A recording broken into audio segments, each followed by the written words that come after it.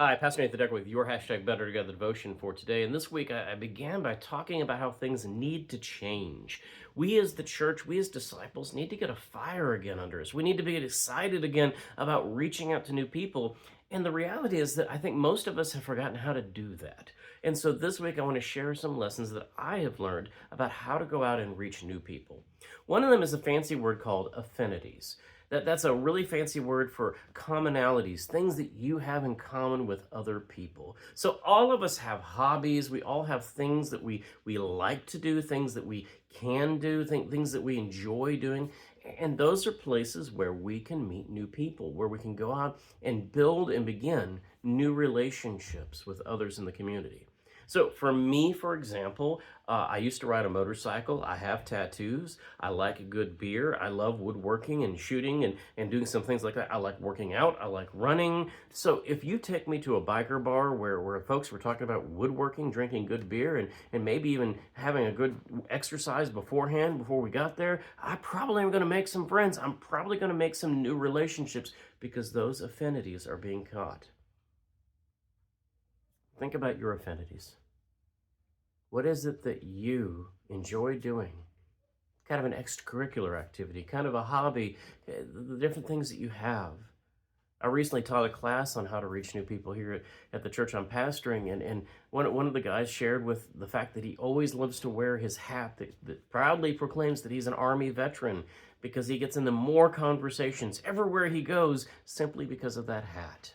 I understand that because I love t-shirts, and when I see other t-shirts that have 5Ks or 10Ks or half marathons or even marathons, I like to start conversations with those folks about, oh, where'd you run? How was it? Tell me about your experience.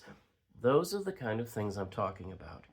If we're going to be a people who go out into the world and make disciples, who refocus on the music that God has given us, who refocus on this resurrection story, this gospel, this growth, then we have to be looking for those commonalities, those places where we can connect with other people, where we can make new relationships, where we can build new relationships, where we can lead towards authentic invitations.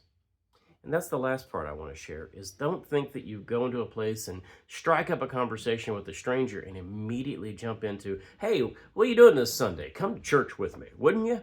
Because that comes across as a kind of a used car salesman routine. It comes across as agenda mindseted. Instead, have the agenda of making a relationship so that you can make a disciple of Jesus.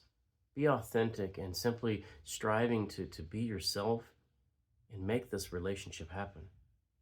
And yeah, we'll talk later about the invitations this week. But first, simply build the relationship. Let it be from who you are. Let it be from a place that lets them know you're safe. A lot of folks don't view the church or people of faith as safe anymore. A lot of the media and other things have kind of made us out to be kind of a threat. We have to prove that truly following Jesus does make us better together, rather than divide us and separate us. Religion and faith in Christ and the Bible and scriptures have been used and manipulated for so many reasons and power. We have to show the authenticity of our intent.